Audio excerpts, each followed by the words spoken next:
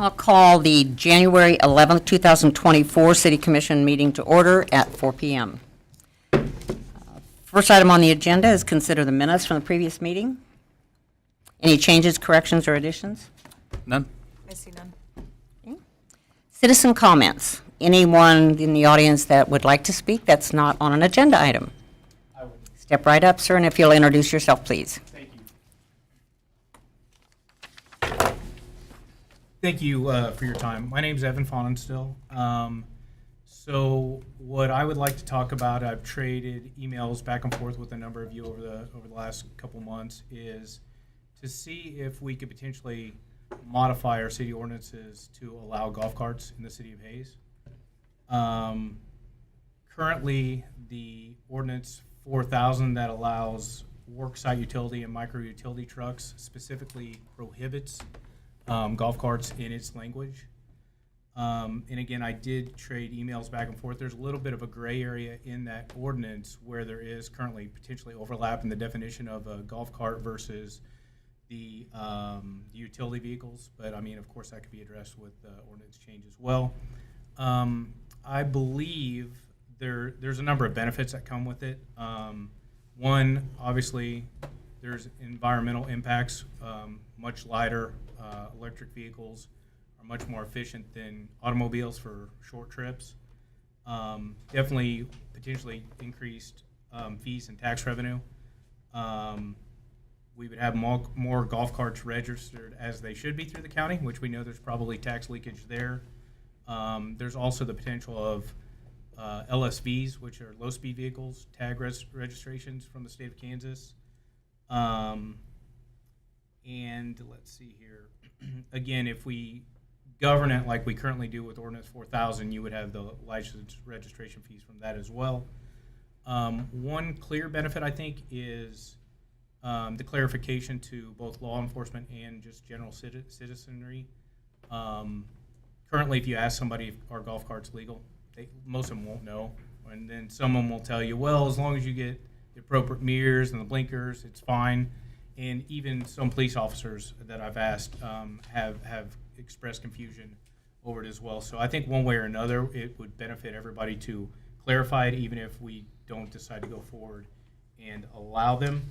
And then the last thing, which is probably nearest to my heart, is it would provide quite a bit of greater convenience to golfers in certain neighborhoods as well.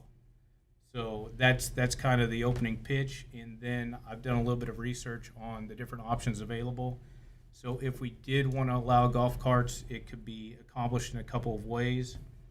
In the state of Kansas, golf carts are allowed. They kind of cede that right to the cities. So the cities kind of get to decide if they want to do them or not. So I think probably the easiest way would be to codify that in ordinance similar to what we have in Ordinance 4000. And, we could govern it very similar with very similar fee structures and things like that. That would give us the opportunity to any additional safety equipment we wanted to golf carts to allow them to be on the road. We could enforce that and inspect that as we currently do the utility vehicles. Another thing that was confusing as I was reading the laws and the ordinances, currently in Kansas, you can tag certain vehicles as low-speed vehicles. Golf carts would definitely overlap that definition. They're very similar type vehicles, and in fact, at a glance, you or I, the layperson, couldn't tell the difference. The key difference from a definition perspective is golf carts, the way the state of Kansas defines them, the top speed is less than 20 miles an hour, and for low-speed vehicles, it's between 20 and 25 miles an hour. That's the key difference that I can find. So that's my thing. That's my statement. So I have done a little bit of research. Happy to try and answer questions, or if not, I would thank the commission for their time and their consideration. Really appreciate you coming, Evan. You and I did trade emails a little bit, and I had to search back to the last time we talked about this, which was a couple of years ago, and it kind of went out of my brain. City manager had to remind me it was me that brought it to the table the last time, and I didn't remember how it ended. So from my perspective, I'm ready to look at it again and see, have staff investigate it, compare it to state statutes, see what we might want to do or not want to do. You were very articulate in your email. You explained things very well. I don't know how, commissioners, what's your pleasure? I'm in favor of that too. I mean, I would like to have staff, review that and see what can and can't be done and how it would be enforced and kept track of for sure. And I'm in favor as well as opening the discussion and looking at the ordinances, and clarification either way would be helpful. So, thank you. I was sitting out there the last time this was talked about up here, and I will be honest with you. I sat out there and said, "You're crazy if you consider letting golf carts on roads." So we can. I'm fine with having a discussion and having research. I think if that I may, is there a reason between that and utility vehicles that you would make that decision? utility vehicles, and I was iffy on utility vehicles till I found out they could at least drive 35 miles an hour and drive the speed limit on the streets. And that was really my big thing. So a Is key thing, if you do the research, is golf carts cannot be on streets that are posted limit of 35 or higher. right, They can go across them, but they can't be on them. right, and that's what I was. So that's why I'm saying I'm okay with hearing it again. Sure. I'm just saying that for me, that's an uphill battle. Even on roads that are 30 miles an hour, you see people. I mean, people are not nice to bikes when they're riding down the street. So I can imagine driving behind a golf cart driving 15 or 20 on a street that's 30 miles an hour speed limit, which are lots of city streets. And I'm just saying, I know I would be frustrated, but I'm all about having a discussion and having the staff look into it. So I'm just saying Sure. It'll be No, an I uphill appreciate battle. the honesty. I absolutely do. Thank you. I think, as usual, this sitting commission is very anxious to hear all parts of it. And is there any reason staff wouldn't want to put stuff together for us? I'd be happy to. I don't know how soon we should or could expect that. I would say sometime in February. Okay. We have some other parking stuff I know PD's working on, but then they're going to be the bulk of the heavy lifting on this. On this But we one as put well. a lot of it together when you had the UTV discussion earlier. So it's not that difficult. And I would add, Mr. Fonenstiel, low-speed vehicles are legal now by state statute. And a low-speed vehicle is a separate designation. So when you buy a low-speed vehicle, you know you're buying it because the seller knows it's a low-speed vehicle. It can be tagged as a motor vehicle through the county. In fact, it's supposed to be tagged, and it's street legal now regardless of what the commission wants. So that's by state law. The city commission does have to take affirmative action to allow golf carts, but you know you're buying a golf cart when you're buying a golf cart, and a dealer is never going to mistake a golf cart for a low-speed vehicle, so they are two separate vehicles. Yeah, so with a low-speed vehicle, you can, even if it's a golf cart, as long as it meets certain stipulations, it has to have a VIN number, it has to have the speed characteristics, and then about 10 different safety items. And I agree with what you said. I believe them to be legal as well. The problem is, when I read all the ordinances, a reasonable person could come to the conclusion that they're not. And that's all I was saying is, I think no matter what, we should clarify ordinance 4000 to explicitly state low-speed vehicles are still allowed, potentially. That's just an outside observer who read the ordinances and couldn't quite make sense of it. But by reading the Kansas statutes, I came to the same conclusion, I suppose. I appreciate it. And the one thing that I would probably really ask that we consider is that our ordinance match the statute rather than having a big difference in it. Just for the reasons you're talking about, looking at the two different things. And I don't know if that's possible. I By the haven't way, delved into it. that's one of the things I put in my email. Our current definition doesn't quite align with the low-speed vehicle definition of Kansas. So again, I'm happy to send you all the links I have. I put them in my email as well. If you guys would like, I don't want to overstep or step on toes, but I'm happy to help. Thank you very much, and thanks for coming forward. Thank you so much. You I bet. appreciate it. Thank you. So sometime in February, that'd be great. Okay, thank you. Consent agenda approval, we have one appointment, a mayoral appointment, and that is Hallie Belser is applying for position on the Care Council, and I have nothing else on the consent agenda. I move approval of the consent agenda. Second. It's been moved and second to approve the consent agenda. All in favor, please say aye. Aye. Opposed, same sign. Thank you. Okay, we're going to talk about the R9 pipeline easement acquisition services. Mr. Brown. Good evening, Commissioners. I am John Brown, Project Manager for the R9 Ranch Project. City staff is requesting that the Commission approve an agreement with OR Cole and Associates to provide acquisition services related to the construction of a water transmission pipeline from the city's R9 well field in Edwards County to the city's Smoky well field near Shenshin. In May of 2023, city staff solicited qualifications for land acquisition services related to the R9 project. 8 firms submitted proposals, and that field was shortlisted down to 2 firms, 4D Acquisition and Consulting and OR Cole and Associates. In August of 23, the city entered an agreement with 4D for pre-acquisition services. Over the last couple of months, the pipeline route has been selected, a procedures manual for acquisition has been developed, and the scope of services for easement acquisition and construction support services has been defined. At the October 26th, 2023 regular meeting of the City Commission, staff presented an update on the progress of the design of the R9 well field and pipeline projects. During that presentation, the governing body was shown a schedule which included hiring a right-of-way consultant to begin the task of acquiring easements for the pipeline. On December 8th, proposals were received from the 2 firms that were shortlisted during that vetting process.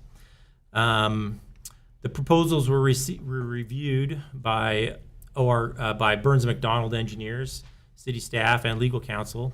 Both firms were questioned about the large difference in price for the easement acquisition phase of the project. It was discovered that ORC has a more streamlined approach than 4D when it comes to negotiating with property owners. References were checked with particular attention to the negotiating process, and ORC received favorable reviews. The lower cost proposal submitted by ORC was found to be valid and in the best interests of the city. Earlier in the vetting process, I had received positive references from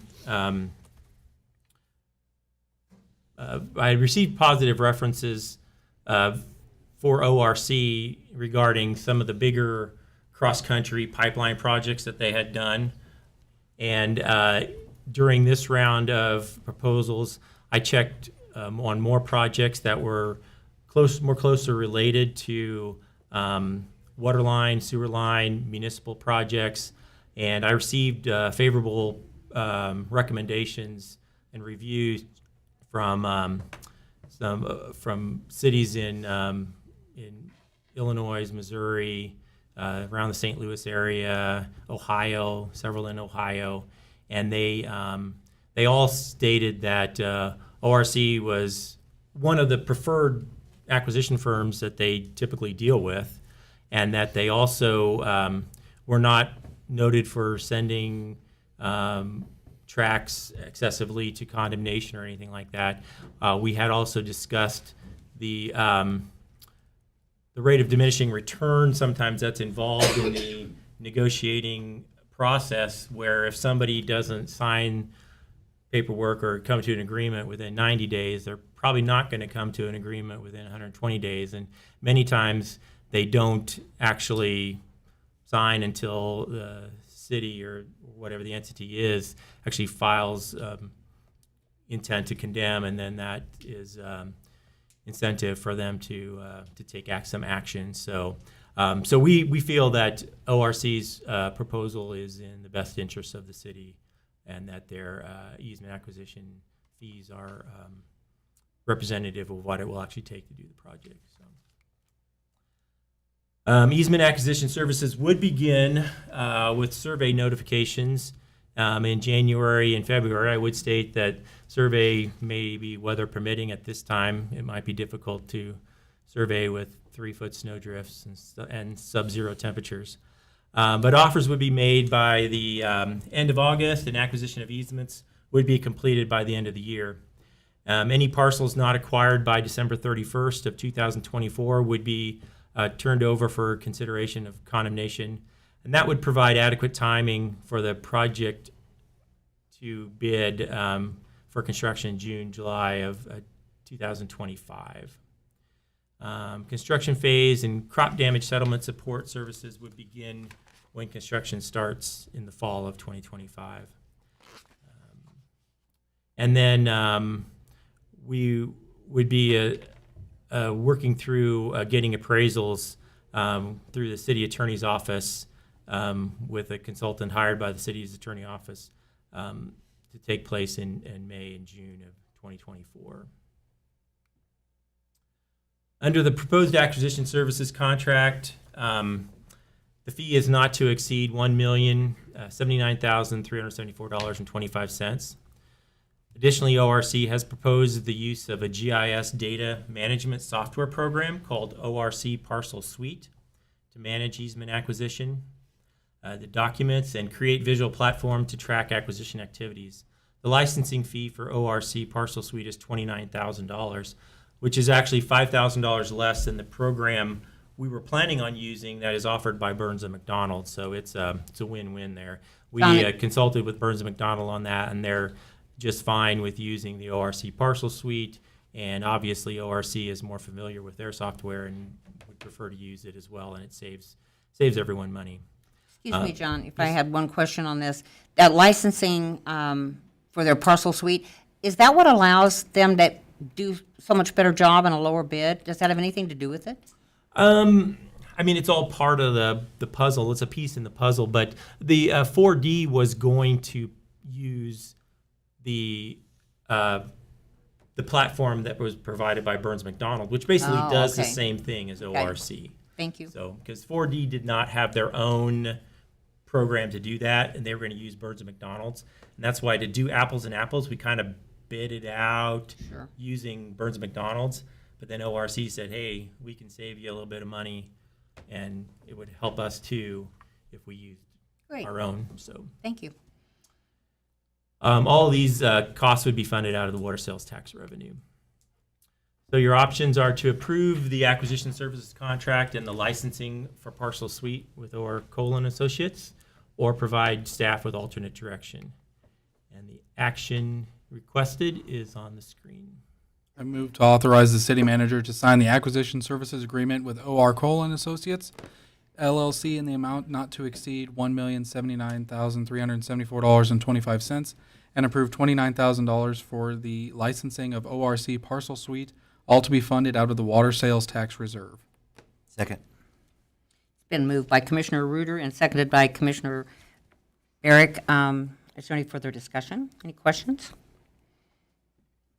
I'm just glad it wasn't 27 cents instead of 25 cents.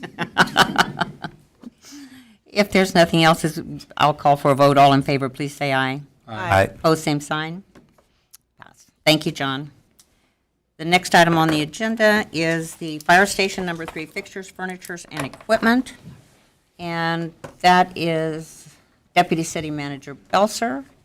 We'll start, and maybe Chief Higgins is going to join in. I don't know.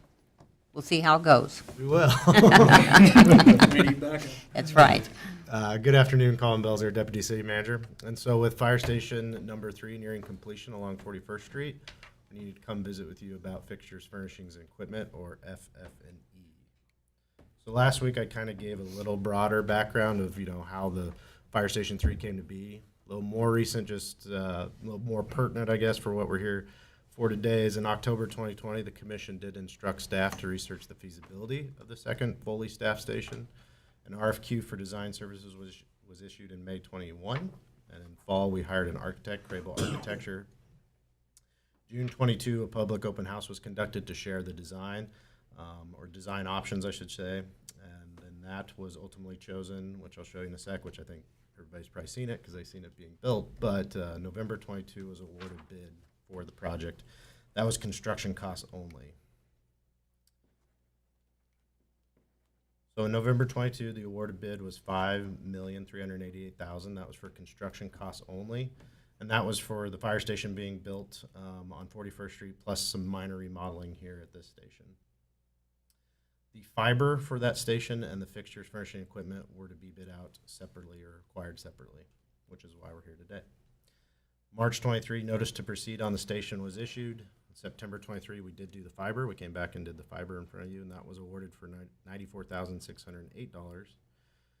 We're roughly about 70% complete with the project, so we want to get ahead of purchasing the furniture with any lead times or anything that might issues with that, which is why we're requesting action in January for potential opening in April, May-ish area, depending when the projects are complete.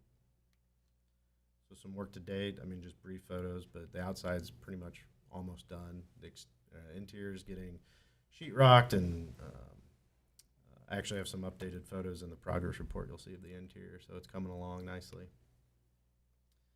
So for financial consideration, we are needing to buy the FF&E, so things like appliances, bedding material, miscellaneous furniture, Chad's equipment, mainly computers and stuff like that. If you have, I'm sure he could explain it much more detail if you're interested.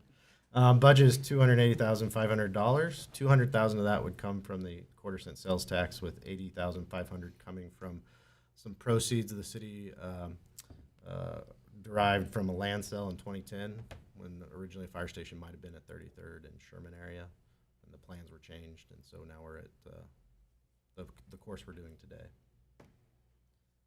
So when the bid was awarded in November 22, I'll mainly talk about the yellow and the lighter blue circles. So the yellow is the fire station we were estimating at the time.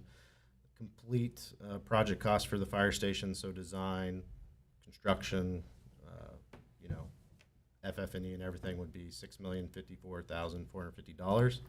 And then projecting out how sales tax was coming in at the time, we were estimating roughly under $3.5 million in remaining funds for other things that the city commission could utilize those funds for. As of last month, we believe we can get the fire station below $6 million. And then your sales tax, obviously we've had good collections of that revenue source, and so we're looking at $3.9 million based on our projections right now. So it turned out very favorably. Your options are approve the expenditure authority for staff to purchase the FF&E for fire station number 3. We would return with an accounting breakdown of the FF&E we purchased and for the total amount. You can choose not to approve the expenditure authority or provide us with other direction. Here's the action requested. I move to authorize city staff to purchase FF&E for fire station number 3 in an amount not to exceed $280,500, with $200,000 coming from Ellis County quarter-cent sales tax in the commission capital reserve and $80,500 from the budget stabilization fund. Second. Been moved by Commissioner Barrick, seconded by Commissioner Cunningham. Is there any other questions or discussion? Just a quiet group. Let's get some computers and seats. If there's nothing further, I'll call for a vote. All in favor, please say aye. Aye. Opposed, same sign. Thank you very much. Thank you. Passes 5-0. On general nuisance abatement for property at 409 Riley. Jesse Rohr. Good afternoon, Jesse Rohr, Director of Public Works. So the first of my items today is to discuss the approval of a nuisance abatement at 409 Riley. There's what's been cited on the property are what we consider general nuisance items. To date, through the notification process, little to no action has been taken by the owner. There has been a little bit of improvement. There was initially, but since we've last talked, there has been none. And I will state, as we typically try to give you a little background on each property we discuss in regard to abatements, this is actually the first code case for this property since the current owner has taken ownership. So here's pictures. These are from January 4th, last week, Thursday. I didn't take any pictures from today. It looks the same, except it's covered in snow. So you can see just generally there's items laying about the property. Here's some more items. And as I said, these are from last week. Previously, it did look quite a bit worse, but it still needs quite a bit of work. And like I say, there's really been no action to date. So what we've asked is for the commission to go ahead with the resolution. If the resolution is approved, then after 10 days from the signing of the resolution, city staff or staff's contractors can go in and clean up the property. Then any costs for the cleanup are sent as an invoice to the owner. If they fail to pay the invoice, then those costs are actually filed with the county as a tax lien on the property. So your options today to either approve the resolution or provide other direction, but this would be the action requested. I move to approve resolution number 2024-001 to abate the nuisance items located on property at 409 Riley Street 10 days after the approval date. Second. It's been moved by Commissioner Reuter, seconded by Commissioner Cunningham. Any further discussion or questions? I guess I just have one question. So 10 days from today, if this is approved, that the city can take action with the weather and the temperatures, what's the likelihood that in 10 days we can even take action? If it looks like it does today, we won't. Now, we can do it anytime after that 10 days. Okay. We just can't do it previous to the 10 days. So if it looks like today in 10 days, we'll wait. We'll wait until we can get on site and do a proper job on it. So. Okay. Thank you. I guess I had the same question, and it just goes to, I mean, obviously, nothing's been done for a long time, so it really is a bit of a moot point, but obviously, if this resolution passes, the person has 10 days to clean stuff up, but that person's probably not going to clean stuff up if it's minus 10 to 0 either. So do we, the first day that it gets warm enough, do we take action, or do we leave a couple days to? I mean, I guess we could take whatever direction, if you want us to provide an extra week to do that, we can do so. Like I say, our biggest thing is getting the authority to do it if it's not taken care of in a timely manner and without having to come back. I'm okay with whatever the commissioners want to do, but this isn't as if this just happened yesterday. Right, and that's what I was saying, is it's not like it's You should have had it cleaned up a long time ago, but however anybody wants to handle it's fine with me. I think the important part is getting the authorization to do it, and then use common sense. Right, and we definitely will do that. Yep. yeah, I trust you use good judgment, so. Definitely. If there's nothing else, I'll call for a vote. All in favor, please say aye. Aye. Opposed, same sign. Passed 4-0. We have another abatement. Mr. Rohr. Another abatement, this one a little different than most that we've had before you in the recent history. So this is actually for the consideration of demolition of a structure. So this is a residential house at 3809 Post Road. So generally the property is in violation of our city ordinances as it is unfit for human occupancy. It's actually been declared as unfit or uninhabitable by, actually on the tax records as well with Ellis County.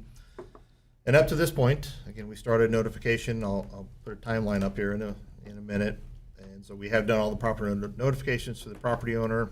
And as you heard last week, not only from me, but from the property owner, it's kind of maybe been a contractor issue, getting contractor on site to take care of it.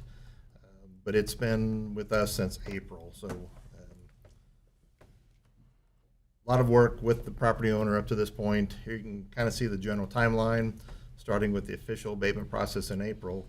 And I will say, even prior to April, for at least a full year before April of 2023, we worked back and forth with the property owner through no official notification, but through email and verbal correspondence. Promises to get things done, and it just didn't happen, so we started the process in April. In May or so, the property owner did start doing some work. He actually hired another contractor to do some work of removing some salvageable items from inside the property. That kind of occurred throughout the summer. We were first told, we were hoping, and the owner was hoping, that demo would start in September. And then it was delayed to October and then December. And here we are in January and still no demo. And as you heard from the property owner last week, the intent was to have the contractor mobilize on site this past Monday, which was actually during the snow event we had. And as of 3:30 today, there's still nothing on site. And so I've not heard different when that might occur. But I think we're all familiar with the property, but here are some pictures again from last week. Like I said, nothing has changed that we can tell from last week. A lot of items have been removed from the property, as we understand, inside, but also what we can see on the outside: garage doors, decorative railings, other doors, things like that, have been removed for salvage in anticipation of the demolition. So here's properties that date back earlier this fall, this summer. Your options on this one would be, again, to approve the resolution. So this one would act just like the resolution you just approved. So after 10 days, the city staff would have authority to pursue demolition of the property. And as I mentioned last week, I have spoke to another contractor, different from the contractor that the owner is trying to utilize for demo, who would be prepared to take action on or after that 10-day period is up. So the process following, if the city has to take action, is the same. We try to collect from the owner, and if not paid, then it's filed as a lien on their property. So it's truly our hopes that the owner and their contractor take care of it, and we don't have to touch the property. But just in the event that doesn't happen, we'll have this action just in case it's needed. So, and this will be the action requested, unless you have any questions. I move to approve resolution number 2024-002 to abate and demolish the structure located on the property at 3809 Post Road, 10 days after the approval date. Second. Been moved by Commissioner Barrick, seconded by Commissioner Cunningham. Any other discussion? I was contacted by the owner's contractor this afternoon, who said that he said he wanted to take responsibility for the delays, and it's not the owner's fault. He said that's on us. And he said they finished up a job in Newton, and they should have something on site tomorrow, barring weather again. And he said this is a, what did he say? A good job for a winter job. Oh, really? Because nobody has to really be outside. You just run stuff over and collect it and take it to the landfill. So he said within the next week at the absolute latest of his demolition from the contractor's point. I haven't spoken to the owner since last week, but the contractor reached out to me this afternoon. That's what I've heard. I just wanted to That's get nice that of him. out there so you know. I think everybody's intention is good in this process, and I think it's finally moving forward in the direction that we'd like to see as a city. I don't have any reason to doubt the weather is what the weather is. I have more of a curiosity question than anything. When the demolition process starts, do you have any idea how long it takes? Roughly an estimate? I think they expected to have it done within a week or less. Okay. Wow. Be I a think he very said short about term. 3 to 5 days. Yeah, very short term. Can knock a Okay. lot down in a hurry. Excellent. Okay, I'll call for a vote. All in favor, please say aye. Aye. Aye. Opposed, same sign. Passes 4-0. Now we're going to talk about dump trucks. And we also have Jesse. All right. One more from me. So this one is to consider award a bid for 4 dump trucks for the Public Works Service Division. So a little bit of background. In June of 2022, the city actually solicited bids at that time and did award a bid for 3 dump trucks that were budgeted in year 2022. Awarded that bid to Wichita Kenworth, also goes by Nex-Tech Truck and Equipment out of Wichita. Those trucks were, again, the bid was awarded, a PO was given to the owner, the order was made, and we expected delivery in the first quarter of 2023, and so just about a year ago. And those trucks never did arrive in the first quarter, or the second, or the third.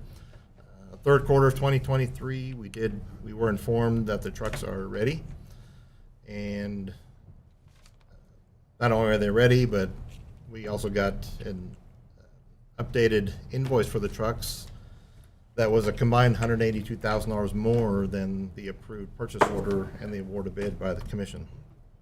So we chose to forego the purchase of those 3 trucks, and instead we rebid the trucks, not only those 3, but the single truck that was also budgeted for 2024 for a total of 4 trucks. So As you can see here, third bullet point here in 2024, the budget did include that $225,000 for the fourth truck. So just quickly here, give you a rundown of the trucks. So 2 of the trucks are single axle trucks. This one was actually budgeted in 2022 as a replacement. And then we had 2 tandem axle trucks, both also budgeted in 2022. Both tandem axle dump trucks, those were actually originally city trash trucks, purchased in 2002. And they were trash trucks until 2007, where they were then converted to the dump trucks when we got our automated collection trucks. Here's the second tandem truck. And then this truck is the single axle that was budgeted for 2024. All 4 of the trucks currently have and were bid with snow plows. 2 of them have spreaders on the back, and 1 of them has the brine applicator system like you see on this truck here. So again, here's a couple of Freightliner trucks. These are both tandems. Actually, again, we're getting 2 tandems, 2 single axle trucks. Ours will be white, however, white trucks, black beds, as the rest of our fleet is. These here are actually Freightliners as well. This truck here is a Freightliner. This is out of the local KDOT office. This is one of their maintenance trucks that they use on the interstate and state highways. I believe this is a 2022 model truck. Ours will be 2025 model trucks. We talked to the state. We went out there and looked at these trucks, and they were very, very happy with the Freightliner trucks. They've had no issues with them, aside from a motor issue on an older truck that they no longer put that motor in those particular trucks. So they figured, even the KDOT staff said our trucks as bid should provide us very good trucks. And we do typically run these trucks for a service life of 20 years. The purchase of these 4 trucks, we have a total of 6 trucks. That would make our oldest truck, our oldest one currently is a 2016. So we would hope not to get in front of you again until 2036 with the purchase of dump trucks for the service division. Somebody might get Probably not going to get in front of all of us again. At least on me, I'm committed to that. So as I mentioned, all 4 trucks will have snow plows. 2 of them will have a spreader, and 1 of them will have a brine applicator. When we bid out the trucks that we opened this past December, we were actually very pleased with the bids. Knowing the bidding process that we kind of had last time, we weren't sure what we were up against. We know there's still a struggle for dealers to get cabin chassis from the manufacturers. That's been a battle for about 4 years now. Truck Center Companies out of Wichita was the low bid. Rush Truck Center was second bid, and you can see they were very close bids, so we know it's very competitive out there. We did have a third bid, and the only local bid. However, they only bid the 2 tandem trucks, felt they couldn't compete with the single axle trucks with the manufacturer that provides their trucks to them. So when you combine the money that was budgeted in 2022 along with the funds that are budgeted in 2024, totals up to $790,000. As you can see, the low bid did come in slightly over that at $104,000, just over $104,000. However, there is plenty of funding within the new equipment reserve fund. So as you recall, with these types of purchases, from the first year we buy trucks like this or any other equipment, we start putting funds away. In this case, we'll project replacement cost of these trucks in 20 years. We'll start putting that money in that fund on year 1. And so in year 20, we've got the funds to replace it at that time. So that's kind of how we've operated for several years, and we'll continue to do so. So your options here are on the screen, either award, reject, or direct staff otherwise. I did receive a call from the vendor just about 3:15 today. He was kind of asking how things were looking, from the low bidder actually. And I told him, well, I'll let him know in about an hour and a half. So, but I told him, we're kind of told him how the discussion went last week, and they're ready to order trucks. So we would expect to have these trucks in August of 24.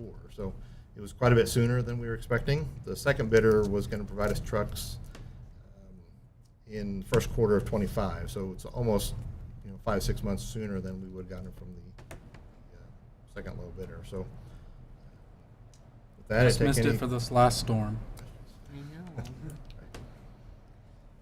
I move to award the bid to Truck Center Companies out of Wichita for the purchase of 4 Freightliner Model 108 SD trucks, each equipped with snow plows, 2 equipped with sand salt spreaders, and 1 equipped with a brine applicator, for the total of $804,525 to be funded out of the new Equipment Reserve Fund. Second that. It's been moved by Commissioner Cunningham, seconded by Commissioner Reuter. Any other discussion? If not, I'll call for a vote. All in favor, please say aye. Aye. Opposed, same sign. Passes 4-0. Thank you, Okay, Jesse. thank you. Now we get a couple of progress reports. We have so full of progress. Good afternoon, Colin Belzer, Deputy City Manager. Mr. And- Progress.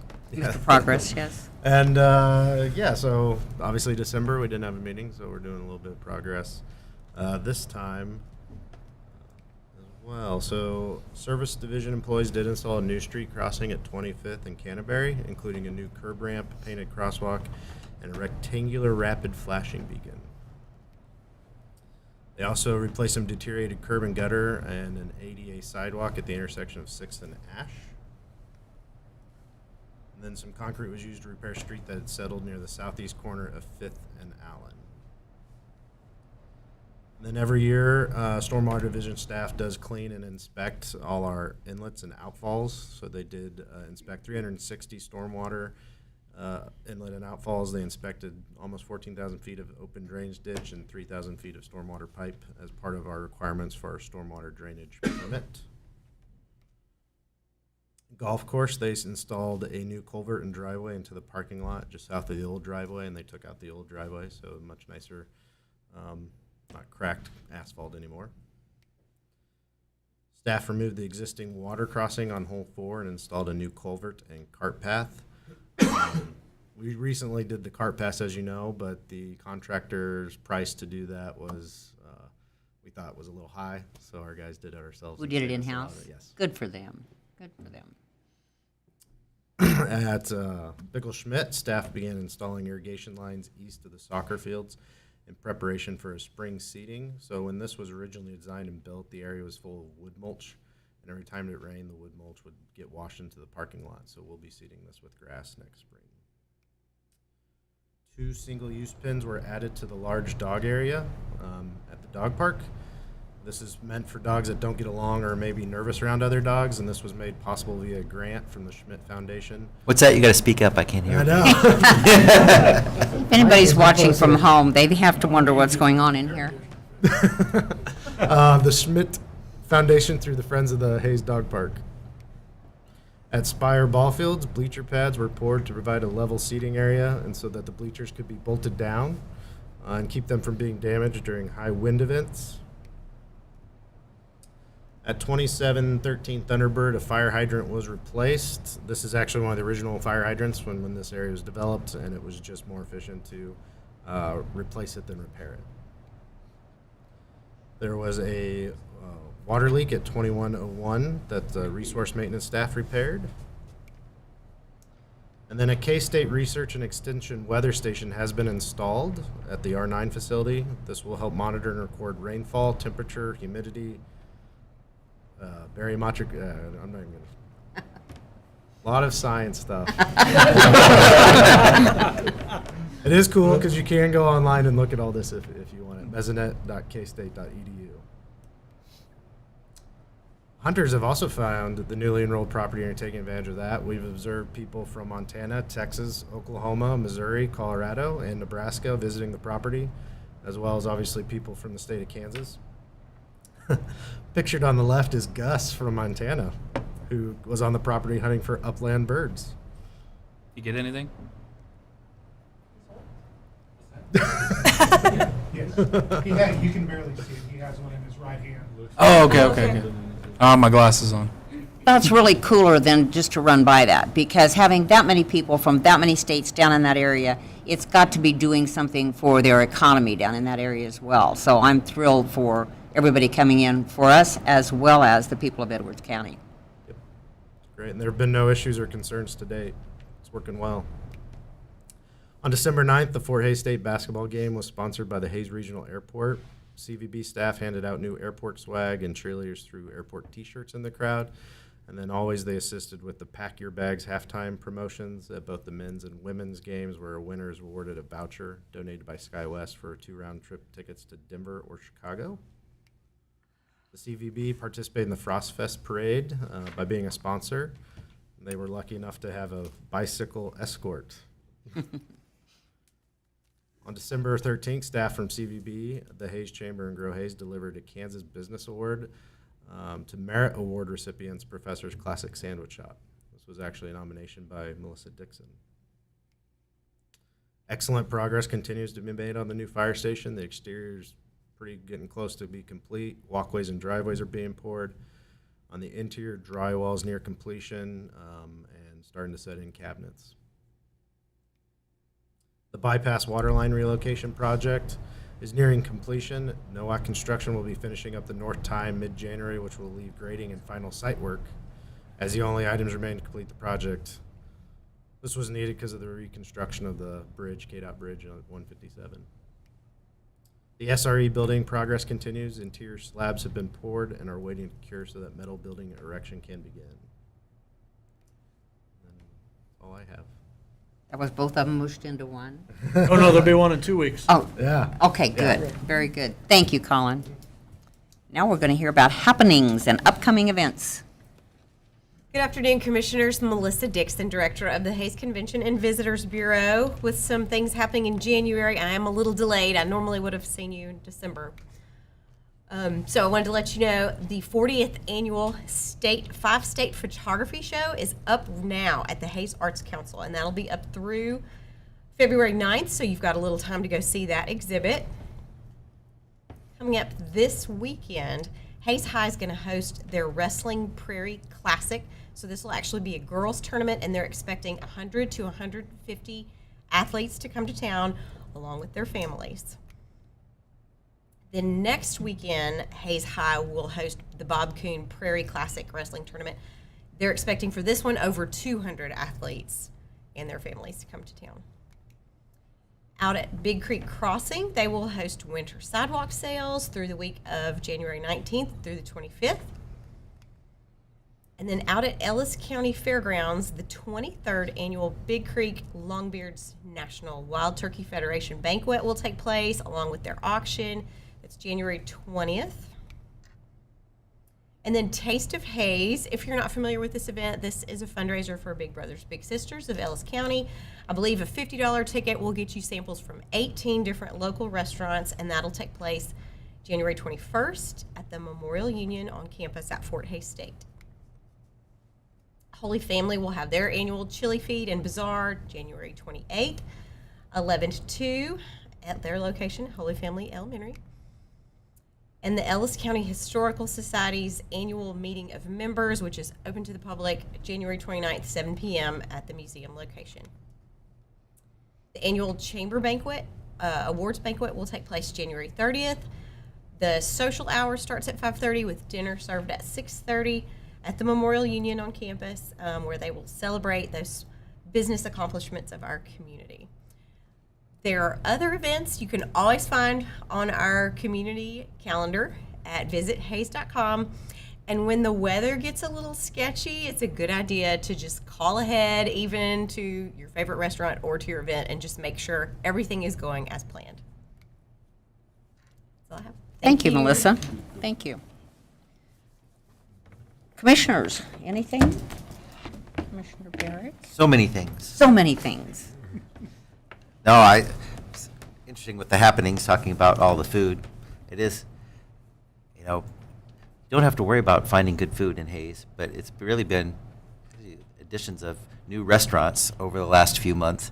It's with the good food that was already here with the restaurants and new menus at several places, that it's really becoming a fine place to eat. Mostly, I just wanted to say, we had a nice winter storm, but we're going to get the real chill. So everybody stay inside, stay warm, don't go out and do anything crazy, and so we can all stay healthy and alive through the next few days when it. But I'm in there for that. because I'm telling you, when it gets storms out, and you see our public safety people having to go out on the roads, and I see them flying down the interstate from our house to respond to a lot of potential different tragedies that, we can make it a lot easier on everybody by staying safe when it gets to be the kind of conditions that we've had last week and the cold conditions that are coming up. So just want to let everybody know, do what you can to stay warm and stay safe. So yeah, I want to tag on to that a little bit. I want to thank our city staff for the job well done with clearing the streets. I thought they were fabulous. Obviously, residential streets are always challenging, but the snow routes were great, and compared to surrounding communities and some complaints that I've heard from them, we do an outstanding job. So thank you so much to everyone who helped with that and spent long hours clearing those streets. And yeah, stay warm. I'm not a fan of the cold, so hopefully it's short-lived. Same. Reader. Yeah, I'm done with the cold. Yeah, thanks staff for, taking care of everybody during that crazy storm. And make sure you guys are keeping yourselves safe and warm as well. I know you guys are taking care of each other, so appreciate that. I wanted to, I guess, thank the governor last night, recognizing Hayes and Russell for the support of the Medicaid expansion that she had requested communities to support if they would. We were recognized as one of those who supported it, and I thought it was a good opportunity to see all the great things that are happening within the state, and particularly Western Kansas had a lot of things going for it, rural communities and whatnot, and all the growth that we're having. The number one growth economy in the country was Kansas, and then the number one in Kansas was Ellis County. So that's a very positive note to start 2024 on, to get that information. So that's really all I have. I also wanted to thank the city crews. We could go all down this table up and back on what they had to go through, along with all public servants, with Midwest Energy, everybody that had to be out in this. And there were a lot of people. At one point, I think Midwest Energy had 4,000 people without power, and they had them all back up in about 3 days, which I think is really a big deal. They get out there no matter what. I see Mr. Crispin sitting out there. Did we have any water leaks during all that? Oh, yes. I'm always thinking I shouldn't have brought it up, should I? I shouldn't have brought it up. I've seen it happen where it's zero and those guys are out working, so we'll cross our fingers and say our prayers that doesn't happen. I also want to thank the department heads that come to the commission meetings. I know it's a little easier for them because our commission meetings start earlier, but it's really nice to have you all here, and I think it's good to listen to each other every now and then, and getting that opportunity is really good. Any executive session needs? We're adjourned.